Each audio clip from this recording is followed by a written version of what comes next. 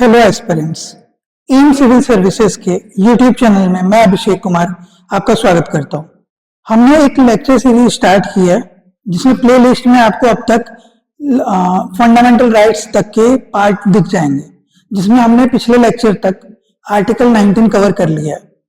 आज हम देखेंगे आर्टिकल 20 यानी राइट टू फ्रीडम में 20, 21, 21A और 22। ठीक है, चलिए स्टार्ट करते हैं आज के लेक्चर को। तो सबसे पहले इन तीनों चीजों यानी कि आर्टिकल 20, 21 और 22, ठीक है, 21A को थोड़ी देर बाद देखेंगे। तो इन तीनों को एक दूसरे के साथ रिलेट करना आना चाहिए हमें। तो उसके लिए सबसे पहले एक टर्म याद करिएगा, आर्टिकल 21 में दिया है, ठीक है, प्रोसीजर एस्टेब्लिश्ड बाय लॉ। ये मैं अभी आपको बता देता हूं ताकि वो तीनों समझने में ज्यादा आसान हो जाए। ठीक है, तो जो प्रोसीजर एस्टेब्लिश्ड बाय लॉ का मतलब क्या है कि लॉ के द्वारा बना हुआ प्रोसीजर। तो लॉ से कोई भी प्रोसीजर जो बनाया जाता है तो इंडियन गवर्नमेंट या इंडियन पार्लियामेंट या इंडियन कॉन्स्टिट्यूशन, तीनों जगह से ये माना जाता है कि जब पार्लियामेंट ने कोई लॉ बना दिया तो वो जो लॉ है वो उसके अंदर लिखी हुई चीजें, प्रोसीजर्स आर करेक्ट। ठीक है, इनको हम सही मानते हुए काम करते हैं। इसलिए बोला जाता है कि अगर लोगों ने, मतलब जिस भी गवर्नमेंट एजेंसी ने प्रोसीजर फॉलो किया, ठीक है, उसके बाद मान लेते हैं कि आपको अरेस्ट करना हुआ, ठीक, तो अरेस्ट करने के लिए जो दिया हुआ प्रोसीजर है अगर वो फॉलो किया गया तो फिर आपको कोर्ट में सुनवाई में कोई मदद नहीं मिलेगी। लेकिन फिर ऐसे आगे चलते हुए बाद में ये जो लॉ है ये कहां से आया है, इसका आइडिया ब्रिटेन से। पर इसमें देखा गया कि भाई हमने मान तो लिया कि जो भी लॉ ने बनाया वो सही होगा, ठीक, अब तो हम ऐसे ही काम कर रहे हैं।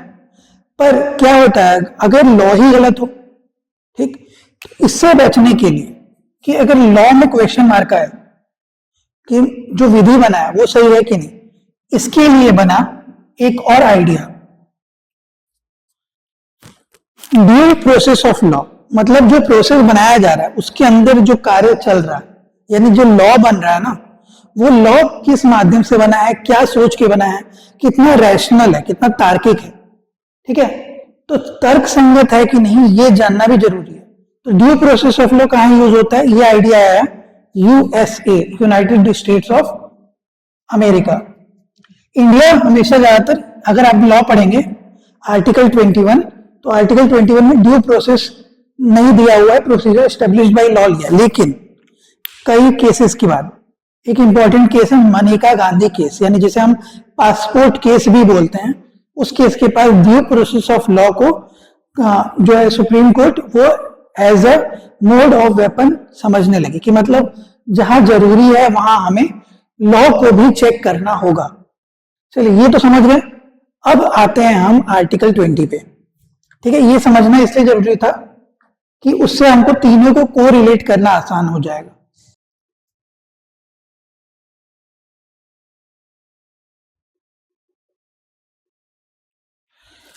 ठीक है, अभी देखिए ये दोनों लिखा है, एक्चुअल में लिखा हुआ है protection in respect to conviction for offences. अगर कोई आपने कृत्य कर लिया या करने वाले, ठीक है, 22 में ऐसा दिया हुआ है साफ साफ कि पनिशमेंट क्या देना होगा किसी को रोकने के लिए। पर यहाँ पे क्या बोल रहा है कि अगर आपको कोई पकड़ने आता है, अगर आपने कोई गुनाह के कारण आपको सजा मिलने वाली है, तो उस केसेस में आपका क्या हनन होगा, आर्टिकल 21। याद रखिएगा कि अगर कोई आपको अरेस्ट करने आता, तो अरेस्ट कर रहा है इसका मतलब क्या कर रहा है, आपकी आजादी के साथ खेल रहा है। यानी मतलब अगर कोई आपको अरेस्ट करने आता है इसका क्या मतलब है, इसका मतलब कि आपकी लिबर्टी को छीना जा रहा है, यानी आजादी को छीना जा रहा है। तो जो आर्टिकल 21 है ये वायलेट होगा। ठीक, याद रखिएगा आर्टिकल 21 क्या है, राइट पर्सनल लिबर्टी। ठीक है, तो इसके बारे में हम और डिटेल में बाद में पढ़ेंगे। तो इतना याद रख लीजिए कि right to life and personal liberty है, यानी कि आजादी के साथ जीने का अधिकार है।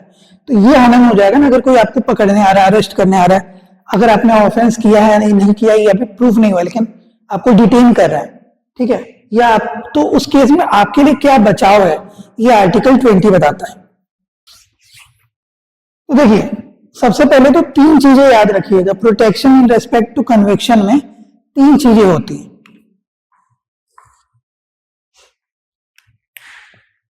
ठीक है, तो याद रखिएगा तीन चीजों में आपको क्या मिलता है, प्रोटेक्शन मिलता है। सबसे पहले ये है किसके लिए, ये है क्रिमिनल ऑफेंसेस के लिए। याद रखिएगा कि ये जो तीनों हम बात कर रहे हैं ये है क्रिमिनल के लिए। इस केस में आपको सिविल वाले कंसिडर नहीं करना है, सिविल वालों में चेंजेस होता है। ठीक है, जैसे अगर सिविल ऑफेंस या सिविल केस अगर आपके खिलाफ चल रहा है तो उस केस में ये तीनों चीजें आपको नहीं मिलेंगी, आर्टिकल 20 सक्रिय नहीं होगा। ठीक है, आर्टिकल 20 कब आएगा, हाँ, एक्ट में, जब आपके ऊपर क्रिमिनल चार्जेस लगे हुए। ठीक है, तो सबसे पहले देखिए no ex post facto law, इसका क्या मतलब है। No ex post facto law का मतलब होता है कि अगर कोई लॉ आज के डेट में, जैसे मान लेते हैं कि आज आपने मर्डर किया किसी का, ठीक है, तो सिविल और क्रिमिनल में अंतर बता देता हूं। सिविल ऑफेंसेस कैसे होते हैं, जैसे टैक्स ऑफेंस हो गया, ठीक है, टैक्स की चोरी करना, कर की चोरी करना, या मान लेते हैं आपके वैवाहिक जीवन में कोई प्रॉब्लम चल रहा है, यानी मैरिटल प्रॉब्लम्स हैं, ठीक, इसका, या फिर आपका कुछ और जमीन वगैरह का प्रॉब्लम चल रहा है, लैंड एक्विजिशन का, ठीक है, तो ये सब क्रिमिनल में नहीं आएंगे। वाद विवाद जो है लैंड में आपस में, प्रॉपर्टी डिस्प्यूट है, तो ये सब सिविल में आता है। लेकिन मर्डर, डकैती, रॉबरी, ये सब किस में आएगा, क्रिमिनल में। ठीक, हाफ मर्डर। तो क्रिमिनल चार्जेस अगर आपके खिलाफ लगते हैं तब उस केस में आर्टिकल 20 के थ्रू आपको प्रोटेक्शन मिल सकता है एज ए फंडामेंटल राइट। ठीक है, बाकी केसेस में लीगल राइट होता है। चलिए, तो ये जानते हैं no ex post facto law मतलब क्या। ऐसा कोई भी लॉ नहीं बन सकता है जिसके थ्रू क्रिमिनल केसेस में आपको डेट के पहले से सजा मिले।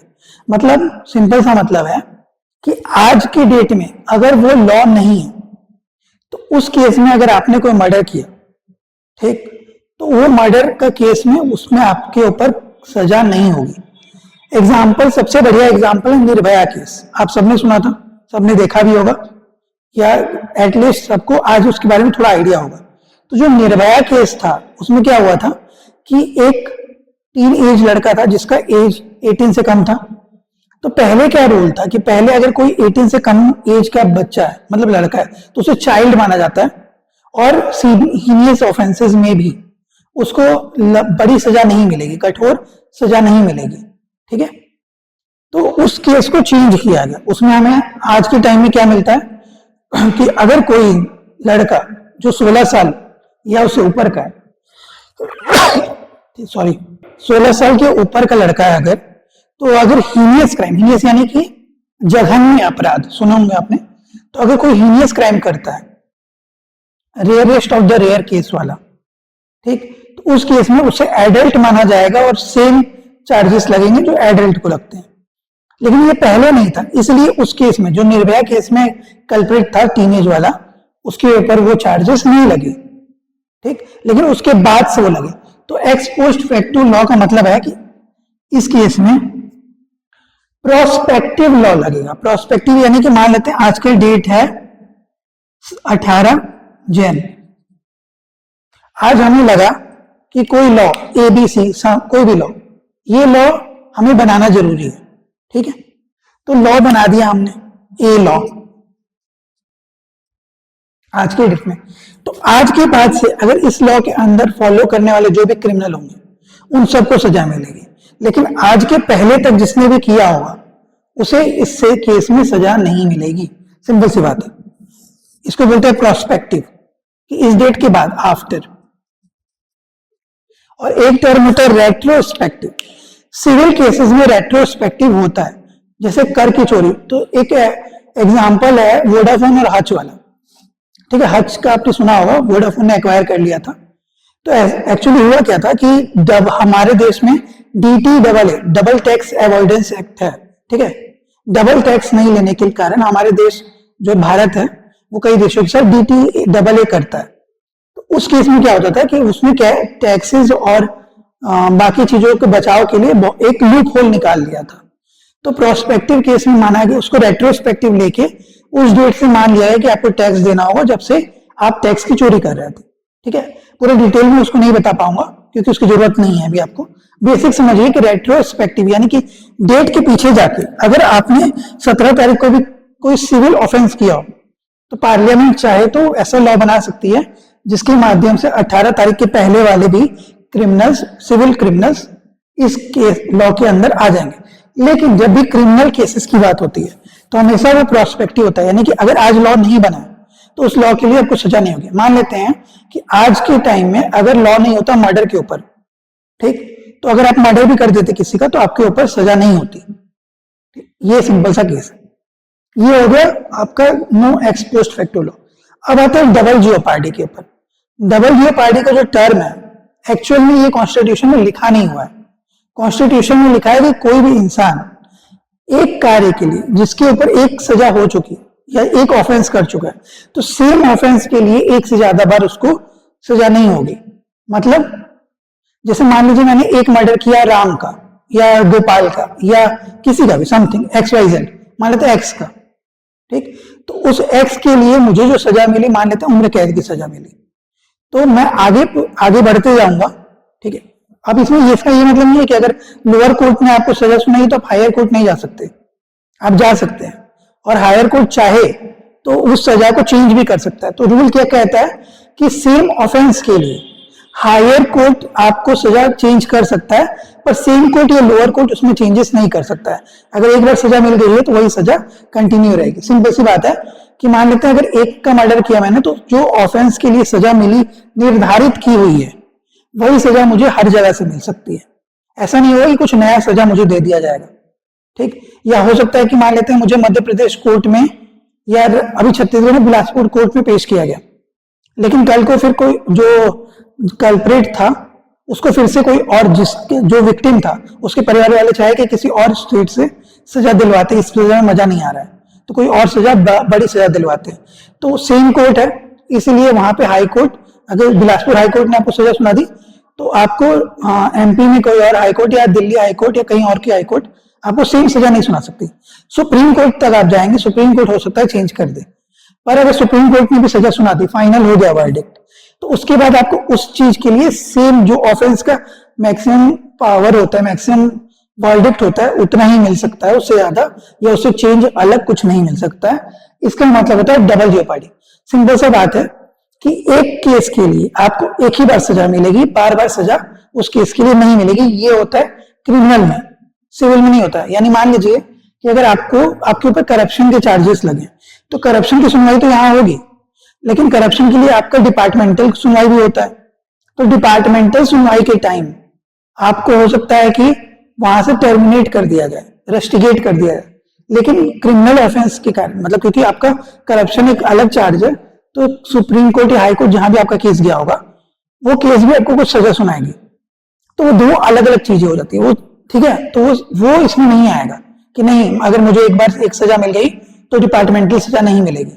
नहीं, करप्शन के चार्जेस सिविल में आते हैं इसीलिए आपको 2 बार सजा मिल सकती है। तो सिविल के केस में अलग होता है, क्रिमिनल के केस में अलग होता है। अब आते हैं लास्ट में सेल्फ इंक्रिमिनेशन, मतलब खुद से मैं खुद का विटनेस नहीं बन सकता हूं। यानी अगर मैं किसी को मर्डर कर देता हूं तो मैं ये नहीं बोल सकता हूं कि मैं मर्डर किया हूं अब मुझे पकड़ लीजिए। तो इस केस में आपको अपने खिलाफ गवाही देने का अधिकार नहीं होता है। तो इस केस के लिए क्या फायदा होता है कि अगर आपने क्या किया, मान लेते हैं कि आपको पुलिस पकड़ के ले गई, ठीक है, तो पुलिस में 2 चीजें होती हैं, बता दूं कि एक होता है पुलिस कस्टडी, एक होता है जुडिशियल कस्टडी। इसको थोड़ी देर में बता देता हूं। तो अगर आप पुलिस कस्टडी में, पुलिस आपको पकड़ के ले गई तो पुलिस आपको टॉर्चर कर रही होगी या कुछ किसी भी मेथड के थ्रू आपसे बुलवा ली कि नहीं आप ही कल्प्रेट हैं और आपने वहां पे मान लिया, लेकिन तब तक उसको मान्य नहीं माना जाएगा जब तक आप वापस उसे अदालत में मानते हैं। यानी आपको अदालत में दी हुई गवाही मान्य मानी जाएगी, आपको पुलिस के सामने दी हुई गवाही को मान्य नहीं माना जाएगा। ये होता है सेल्फ इंक्रिमिनेशन, यानी मैं अपना विटनेस, अपने खिलाफ गवाही नहीं दे सकता हूं। लेकिन इस केस में जो अगर आपसे पूछा जाए कि आपका ब्लड सैंपल लेना है, ठीक है, आपका हैंड राइटिंग चेक करना है, आपका थंब इंप्रेशन, फिंगरप्रिंट, ये सब लेना है, तो उसके लिए आप मना नहीं कर सकते हैं। उसके लिए आप नहीं बोलेंगे कि मुझे सेल्फ इंक्रिमिनेशन हो रहा है, मैं नहीं दूंगा। ठीक, आपको रिमेन साइलेंट का ऑप्शन है, राइट टू रिमेन साइलेंट। ठीक, आप शांत रह सकते हैं, आप कुछ नहीं बोल सकते, पर इसका मतलब ये नहीं है कि आप मेडिकल एग्जामिनेशन के लिए भी मना कर दें। इस तरह की चीजों के लिए आपको लिया जा सकता है और उसे सेल्फ इंक्रिमिनेशन में नहीं काउंट किया जाएगा। ठीक है, अब एक केस होता था नार्को एनालिसिस, तो नार्को एनालिसिस को अभी इसमें नहीं माना जाता। वैसे तो ये मेडिकल एग्जामिनेशन का एक पार्ट है, किया जा सकता है, लेकिन तो उसके लिए आपको पहले परमिशन लेनी होगी कोर्ट से। ठीक है, लेकिन अब फिलहाल इतना जानिए कि मेडिकल एग्जामिनेशन में आकर आपको ब्लड सैंपल लेना, यूरिन चेक करना, आपका स्पर्म चेक करना, मान लेते हैं कि आपके ऊपर रेप अटेम्प्ट है, तो सीमेन सैंपल आपको चेक करने के लिए मेडिकल एग्जामिनेशन होगा आपका। आप उसके लिए ये नहीं बोल सकते कि नहीं मेरा सीमेन मैं नहीं दूंगा। ठीक है, अगर आपका यूरिन चेक करना हो तो यूरिन चेक होगा, आपका ब्लड सैंपल चेक करना हो तो होगा, आपका हेयर चेक करना होगा, तो ये सारी चीजें होंगी। आपके हैंड राइटिंग चेक करना हो तो आपको देना पड़ेगा, अगर आपका थंब इंप्रेशन मांगा जा रहा है तो आपको देना होगा। ठीक है, तो ये सर एज एविडेंस काउंट होता है। ठीक है, लेकिन ये सेल्फ इंक्रिमिनेशन में नहीं आता है। उम्मीद करता हूं आपको समझ आ गया होगा कि क्या होता है डबल जीओपार्डी, सेल्फ इंक्रिमिनेशन और एक्स पोस्ट फैक्टो लॉ। ठीक है, चलिए अब जानते हैं आर्टिकल 21। ठीक है, right to life and personal liberty, article 21। तो ये वाला सबसे इंपॉर्टेंट केसेस में से आता है। अगर इसमें से लेकिन आपसे ज्यादा चीजें क्या पूछी जाती है, दो चीजें याद रखिएगा, due process of law and process established by law. तो अगर आपने राइट टू लाइफ में अगर इन दो, खासकर प्रोसेस एस्टेब्लिश्ड बाय लॉ किया जा रहा है स्टेट के द्वारा, ठीक है, कि लॉ में कोई प्रोसीजर दिया हुआ, वो प्रोसीजर हमने फॉलो किया, तो उस केस में आपकी लाइफ और पर्सनल लिबर्टी ली जा सकती है। ठीक है, यानी कि आपको डिटेन किया जा सकता है, आपको रोका जा सकता है, आपको बाहर जाने से रोका जा सकता है। ठीक है, इसके अलावा आपका जो डेथ पेनल्टी वाला केस होता है वो इसी के थ्रू आता है कि प्रोसीजर स्टैब्लिश है, इसलिए आपके जीवन का अधिकार समाप्त किया जा सकता है। ठीक है, आपको जेल में बंद किया जा सकता है, लिबर्टी आपकी छीनी जा सकती है। तो ये किससे हो रहा है, ये process established by law, law के द्वारा बनाया हुआ प्रोसेस है। अब देखिए एक्चुअली क्या हुआ था कि ये वाला कब यूज हुआ, ड्यू प्रोसेस ऑफ लॉ कैसे आया। तो एक केस था एके गोपालन केस और दूसरा था, देखिए एके गोपालन केस जब गया, जो एके गोपालन थे उनका पर्सनल लाइफ एंड लिबर्टी के कारण छीना जा रहा था, उनको डिटेन किया जा रहा था, उनको रोका जा रहा था। ठीक, तो इस केस में क्या हुआ कि जब सुप्रीम कोर्ट के पास गया केस, तो सुप्रीम कोर्ट बोले कि देखिए अभी फिलहाल हम देखते हैं प्रोसेस एस्टेब्लिश्ड बाय लॉ, यानी कि जो हम लॉ में लिख दिया गया है अगर वो प्रोसेस फॉलो किया गया है तो हम लॉ को चैलेंज नहीं करेंगे, हम लॉ को चेक नहीं करेंगे, हम प्रोसेस चेक करेंगे। ठीक है, तो इस कारण इस केस में इसे रिजेक्ट कर दिया गया। तो यहां पे हमने अपनाया प्रोसेस एस्टेब्लिश्ड बाय लॉ। लेकिन जब पासपोर्ट केस हुआ, एक केस हुआ पासपोर्ट केस जिसमें मनेका गांधी का पासपोर्ट सीज कर लिया गया, प्रोसीजर अपनाया गया सारा प्रोसीजर, लेकिन उनको ये नहीं बताया गया कि पासपोर्ट क्यों बंद किया गया, क्यों रोका गया, या क्यों उसको नल एंड वॉइड डिक्लेयर किया गया। ठीक है, क्योंकि रूल था पासपोर्ट एक्ट में कि आपका पासपोर्ट सीज किया जा सकता था, तो पासपोर्ट सीज कर लिया गया लेकिन कारण नहीं बताया गया। तो मनेका गांधी गई सुप्रीम कोर्ट, बोली कि देखिए आपने मेरा ले लिया, प्रोसेस तो फॉलो किया, पर क्यों किया मुझे ये तो जानने का अधिकार है। तब उस समय फिर सुप्रीम कोर्ट ने बोला कि नहीं, right to life and personal liberty सिर्फ इतना ही नहीं होता है, इसमें राइट टू लाइफ के साथ डिग्निटी भी होती है। ठीक है, डिग्निटी के साथ जीना जरूरी है। तब से आया है right to life and personal liberty. ठीक है, साथ में in case of dignity, dignified life जीना अधिकार, यानी ऐसे ही नहीं जानवरों की तरह नहीं जिएंगे आप, आपको अगर इंसान के रूप में पैदा हुए हैं तो इंसान की सारी चीजें डिग्निफाइड लाइफ में मिलनी चाहिए। ठीक है, डिग्निफाइड यानी अच्छी तरीके से मिलनी चाहिए। अगर आपको पानी मिल रहा है तो साफ पानी मिले, हवा मिल रहा है तो साफ हवा मिले, ये सब इम्प्लिसिट है, ये लिखा हुआ नहीं है लेकिन ये माना जाता है कि ये उसके अंदर है। जैसे जीवन आपका है अधिकार, तो मृत्यु का भी अधिकार आपका खुद का होना चाहिए। ये केस आया था अरुणा शानबाग केस में। ठीक है, जब अरुणा शानबाग एक नर्स थी जिनके ऊपर अटैक हुआ और वो कोमा में चली गई। ठीक है, बहुत लंबे टाइम तक कोमा में गई, तो उन्होंने इच्छा मृत्यु, मतलब उनके परिवार ने इच्छा मृत्यु की मांग की। इच्छा मृत्यु यानी कि खुद से खुद को मार लेने का। तो अब क्या हुआ कि इच्छा मृत्यु वाले केस में पहली बार अरुणा शानबाग केस को अपनाया गया, सुना गया, तो उसमें ये माना गया कि नहीं, अगर राइट टू लाइफ है तो राइट टू डेथ भी होना चाहिए, राइट टू डाई भी होना चाहिए डिग्निटी के साथ। तो इस केस में हुआ क्या कि इंडिया में दो चीजें मानी गई। एक तो दो चीज मानते हैं कि पैसिव यूथेनेशिया होता है और एक्टिव यूथेनेशिया, यानी आपको धीरे धीरे नेचुरल तरीके से मरने दिया जाए उसे बोलते हैं पैसिव यूथेनेशिया। और एक्टिव यूथेनेशिया यानी आपको कुछ ऐसा एक्सटर्नल मेडिसिन दे दिया जाए, यानी जहर वगैरह टाइप से, जिससे आपकी तुरंत मृत्यु हो जाए।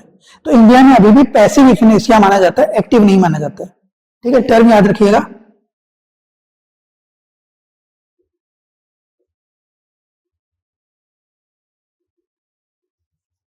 ये आया था अरुणा सांबा केस से। ठीक है,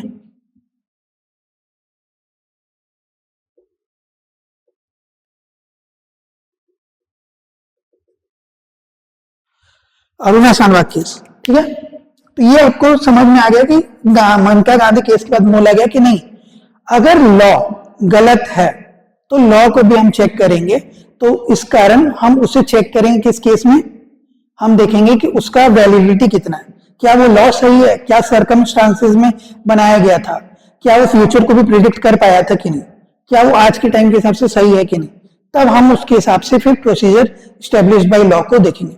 तो ये अलग अलग केसेस में सुप्रीम कोर्ट डिसाइड करता है कि केस की क्या एविडेंस है, क्या सर्कमस्टांसेस है, क्या सिचुएशन है, उसके बिना पे हम कौन सा आइडिया लेके चलेंगे, ये सुप्रीम कोर्ट के ऊपर अपने ऊपर। ठीक है, तो right to life and personal liberty में है आपका राइट टू डाई भी, right to remain silent, right to do anything, move freely.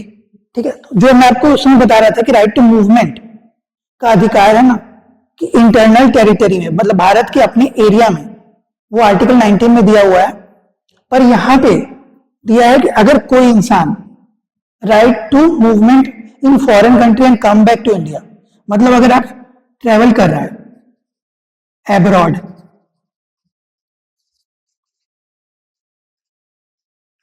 आप बाहर जा रहे हैं और बाहर से वापस आ रहे हैं, ये आपका फंडामेंटल राइट है आर्टिकल 21 में। देखिए आर्टिकल 21 में बहुत सारी चीजें दी हुई हैं, ये इतना छोटा पॉइंट नहीं है, इसके लिए बहुत पूरा लेक्चर लगता है। लेकिन क्योंकि आपको सिर्फ प्रीलिम्स के हिसाब से पढ़ना है तो बेसिक्स आप याद रखिए। Right to life and personal liberty में पैसिव यूथेनेशिया को माना जाता है। ठीक है, राइट टू डाई भी है। फिर इस केस से, मनरेगा गांधी केस से, जिसे हम पासपोर्ट केस भी बोलते हैं, डिग्निटी को भी माना गया। ठीक है, और साथ ही साथ ड्यू प्रोसेस ऑफ लॉ को भी अपनाया गया। ये था आपका right to life and personal liberty. अब जानते हैं आर्टिकल 22 को। आर्टिकल 22 देखते हैं। इतना याद रखिएगा कि आर्टिकल 21, ठीक है, 20 और 22 ये तीनों एक दूसरे से रिलेटेड है। पर्सनल लाइफ एंड लिबर्टी, ये इन तीनों को, इसको बचाने का काम ये दोनों करते हैं, आर्टिकल 22 और आर्टिकल 20। आर्टिकल 22 बोलता है प्रोटेक्शन, ठीक है, प्रोटेक्शन अगेंस्ट डिटेंशन, किसी को बंधक बनाने के लिए उससे बचने का तरीका। तो दो केसेस होता है, याद रखिएगा। एक होता है प्रिवेंटिव एंड एक होता है प्यूनिटिव।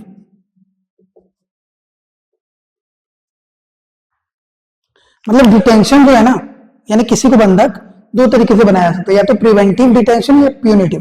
तो पहले प्यूनिटिव समझते हैं। प्यूनिटिव यानी ऑर्डिनरी केसेस में, जनरल केसेस में, ठीक, अगर आपको पनिशमेंट यानी दंड देना, प्यूनिटिव है ना, पनिश करना, तो ये कब होगा? जब आपने केस कर लिया, मतलब आपने कोई क्राइम कर लिया है, तो उस क्राइम के लिए आपको कन्विक्ट मान के आपके खिलाफ अब चार्जशीट फाइल होगा। तो सबसे पहले क्या किया जाएगा? तो इसके लिए सबसे पहले आपको डिटेन करेंगे ना प्यूनिटिव में, तो फिर उसके लिए आपको क्या बचाव मिलेगा? तो एक बचाव मिलता है कि आपको क्या करने मिलेगा? अपना वकील रखने मिलेगा। ठीक है, यानी कि आपको एक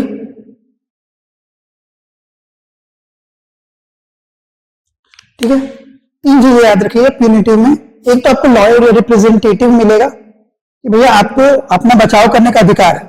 दूसरा, आपको जब कोई पकड़ने आता है, तो ये ऑर्डर आप कैसे भी याद रख सकते हैं। कोई पकड़ने आ रहा है, मान लेते पुलिस पकड़ने आ रही है, तो पुलिस आपको कारण बताएगी ना।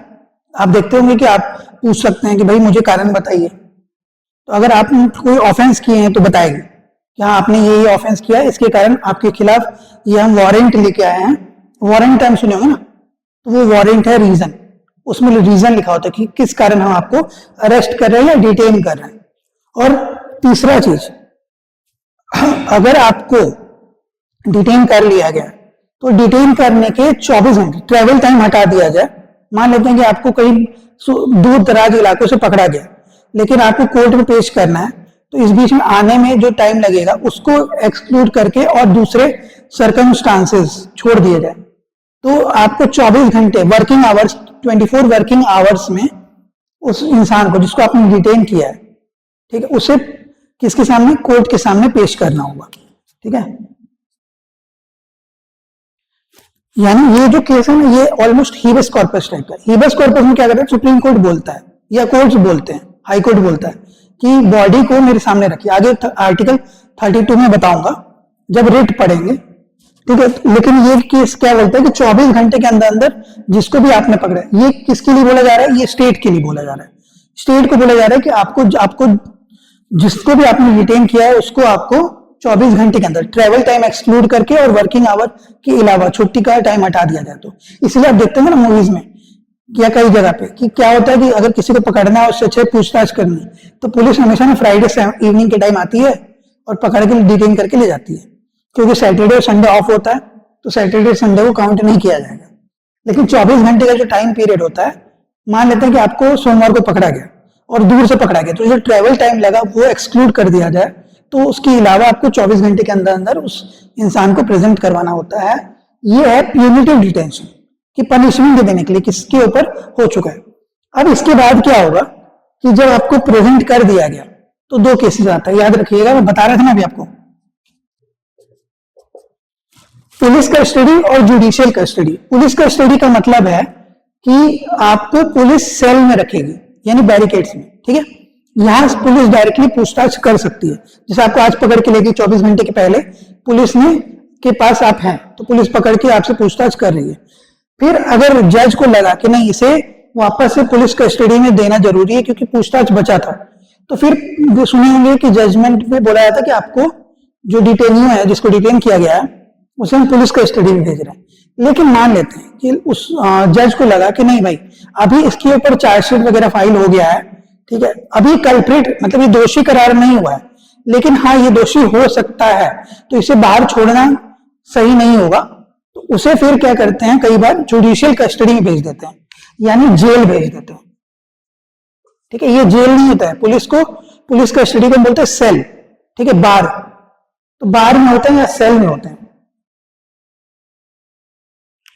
तो जब जुडिशियल कस्टडी में भेज दिया था, जेल भेज दिया था, तब हर बार जब भी पूछताछ करनी हो पुलिस को, तो मजिस्ट्रेट से क्या करना होता है, परमिशन लेना होता है, तब जाके आप जिस भी बंदा को रोका गया है जेल में, उससे पूछताछ कर सकते हैं, पुलिस या जो भी जिसने भी डिटेन किया है। ठीक है, जरूरी नहीं हमेशा पुलिस ही करती है, कई बार सीबीआई, ईडी ये सब तो अरेस्ट करते ना, तो उनको भी अगर जज ने बोल दिया कि जेल जुडिशियल कस्टडी में भेज दो, तो उस केस में जुडिशियल कस्टडी में जाने के पहले जब भी पूछताछ करनी होगी, तो क्या करना होता है, उस जिस भी अथॉरिटी ने आपको पकड़ा है वो जुडिशियल यानी मजिस्ट्रेट से परमिशन लेगी, तब जाके जेल में आके आपसे सवाल जवाब कर सकती है। ये है पुलिस कस्टडी, जुडिशियल कस्टडी, ये केस होता है इसके बाद। तो ये हो गया आपका प्यूनिटिव डिटेंशन। ठीक है, अब ये लॉयर वाले केस में अगर आपके पास पैसे नहीं है तो लॉयर आप कैसे हायर करेंगे, तो सरकार ये फंडामेंटल राइट देती है, मतलब गवर्नमेंट ये फंडामेंटल राइट, कॉन्स्टिट्यूशन ये फंडामेंटल राइट देती है कि आपको सरकार के द्वारा एक फ्री में लॉयर प्रोवाइड किया जाएगा, तो फ्री लॉयर का ऑप्शन होता है, इसीलिए सरकारी वकील मिलता है। ठीक है, ये सारी चीजें होगी। अब जानते हैं प्रिवेंटिव डिटेंशन।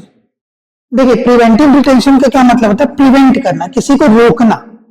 तो रोकना कब होता है, कुछ करने से पहले। ठीक है, तो आपने मूवी देखी होगी holiday, soldier never of duty, ठीक है, वो जो अक्षय कुमार की मूवी थी, उसमें देखते हैं ना कि उसको करने से पहले ही मार देता है, कैसे उसको पहले छोड़ देता है, फिर वो जाता है, फिर अपने दोस्तों से मिलता है, फिर वो लोग अलग अलग एरिया में जाते हैं, फिर दोस्त उनका पीछा करते हैं जितने भी टेररिस्ट होते हैं, और सबको एक साथ मार दिया जाता है। ये जो है ना, ये मतलब वो पिक्चर की कहानी बता रहा हूँ, लेकिन समझने के लिए बता रहा हूँ कि प्रिवेंटिव डिटेंशन में ऐसे इंसान को पकड़ा जाता है जिसके ऊपर शक है कि ये आने वाले समय में क्राइम कर सकता है। एग्जाम्पल मान लेते हैं कि सरकार को या पुलिस को या किसी अथॉरिटी को ये पता चल गया कि भाई इस घर में ए या बी घर में एक टेररिस्ट रुका हुआ है, तब उसका वेट थोड़ी करेंगे कि वो बम ब्लास्ट करे तब उसको पकड़ेंगे, उससे पहले उसको रोका जाएगा ना। तो इस केस में प्रिवेंट किया जाता है कि वो उसको पहले पकड़ ले। मान लेते हैं कि ऐसा कोई क्रिमिनल है जो देश छोड़ के भागने वाला है, तो उसको प्रिवेंटिव डिटेंशन से पकड़ लिया जाता है क्राइम करने से पहले, कि पता है कि भाई ये क्राइम करने वाला है, क्राइम करके तुरंत भाग जाएगा, तो पहले रोक लो। ठीक है। अब लेकिन इस बात में आपको लगेगा कि भाई ये तो गलत है, कुछ क्राइम करने से पहले आप किसी को भी पकड़ सकते हैं ऐसे, तो ठीक है।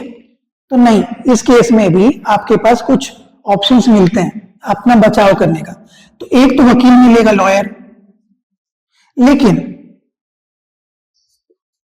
लॉयर मिलेगा, लेकिन इस केस में क्या है कि जो लॉयर है वो खुद तो नहीं ले सकते, क्योंकि आपको जो डिटेन करके लेगा ना प्रिवेंटिव डिटेंशन के नाम पे, तो आपके फैमिली वाले जाके लॉयर हायर कर सकते हैं।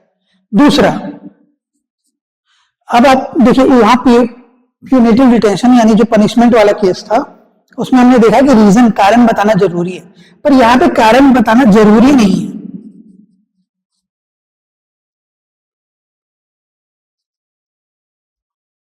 यानी जिस अथॉरिटी ने आपको पकड़ा है वो चाहे तो बताए या चाहे तो ना बताए, क्योंकि अगर वो बोल देती है कि नहीं अगर हम बताते हैं तो इससे क्या हुआ कि जो केस चल रहा है उसके जो भी एविडेंसेस है उसके छेड़खानी होने का डर है, तो इस केस में रीजन नहीं बता सकती है। ठीक है, लेकिन वहां पे रीजन बताना कंपलसरी था। तीसरा, इस केस में आपको 3 महीने तक मैक्सिमम पकड़ा जा सकता है, यानी एक बार में 3 महीने तक डिटेन किया जा सकता है। इसके बाद एक एडवाइजरी बॉडी बैठती है।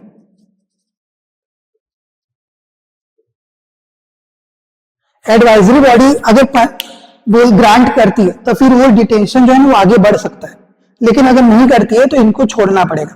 उस केस में क्या है कि अगर 24 घंटे के अंदर अंदर प्रॉपर एविडेंसेस नहीं दिए जाते तो भी छोड़ना पड़ जाएगा, और जो भी अथॉरिटी ने आपको as a punitive detention arrest किया है। पर प्रिवेंटिव डिटेंशन में 3 मंथ का है टाइम। तो उम्मीद करता हूं कि प्रिवेंटिव एंड प्यूनिटिव डिटेंशन आपको समझ आ गया होगा। इससे ज्यादा इस केस में आपसे कुछ नहीं पूछा जाएगा। ठीक है, प्रीलिम्स के बेसिस पे, मेंस में तो और डिटेल में इसको बढ़ाया जा सकता है, मैं बाद में मेंस के हिसाब से भी कोर्स लेके आऊंगा। चलिए आखिरी आज का आर्टिकल देखते हैं, right to education, article 21A, यानी कि शिक्षा का अधिकार। तो जो शिक्षा का अधिकार था ये पहले डीपीएसपी का पार्ट था, यानी नीति निर्देशक तत्व। तो इससे भी क्या पता चलता है कि फंडामेंटल राइट को भी हम चेंज कर सकते हैं और कोई नए फंडामेंटल राइट भी इंक्लूड किए जा सकते हैं पार्लियामेंट के द्वारा। तो पार्लियामेंट 86th अमेंडमेंट लाया, ठीक है, 86वां संविधान संशोधन किया गया, उसमें राइट टू एजुकेशन। अब एजुकेशन में क्या, एलिमेंट्री एजुकेशन, यानी कि 6 से 14 साल, 6 साल से लेकर 14 साल तक के बच्चों को पढ़ाने का काम कौन करेगा, स्टेट करेगा, फ्री ऑफ कॉस्ट। यानी हर एक बच्चे को पढ़ना जरूरी है। देखिए ऐसा है कि समय के साथ जब हमें पता चला कि भाई ज्ञान जरूरी होता है, तो ज्ञान बढ़ाने के लिए ये, और ज्ञान सबको मिलना है, सरकार का काम नहीं क्या है, सरकार का काम है कि सबको बराबर लाया जाए, सोशल जस्टिस यानी सामाजिक न्याय दिया जाए। तो सामाजिक न्याय कब मिलेगा, जब समाज पढ़ा लिखा जागरूक होगा। तो वो कब होगा, जब उसकी नींव यानी उसके जो पिलर्स हैं जिनको हम बच्चे बोलते हैं, तो बच्चे जब पढ़ेंगे तो आगे देश बढ़ेगा। तभी बोलते हैं ना कि पढ़ेगा इंडिया तभी तो बढ़ेगा इंडिया, वो कॉन्सेप्ट यहीं से है। तो बस इसमें इतना ही कि राइट टू एजुकेशन यानी एलिमेंट्री एजुकेशन 6 से 14 साल तक के बच्चों को पढ़ाने का, मान ला 14 साल यानी एक अप्रोक्सीमेटली माना जाता है 8th क्लास तक, ठीक है, यानी 14 साल की उम्र तक सरकार फ्री ऑफ कॉस्ट हर बच्चे को जो भी अवेल करना चाहता है उसको पढ़ाएगी। ठीक है, इसका ये मतलब नहीं कि हर कोई फ्री में पढ़ रहा है, मतलब जिसको अगर मौका नहीं मिल रहा है उसको भी पढ़ाने का काम सरकार करेगी। इसलिए देखते हैं कि सरकारी स्कूल्स बनते हैं, कई बार आंगनबाड़ी वगैरह जैसे स्कूल्स होते हैं जहाँ पे पढ़ाई करवाया जाता है।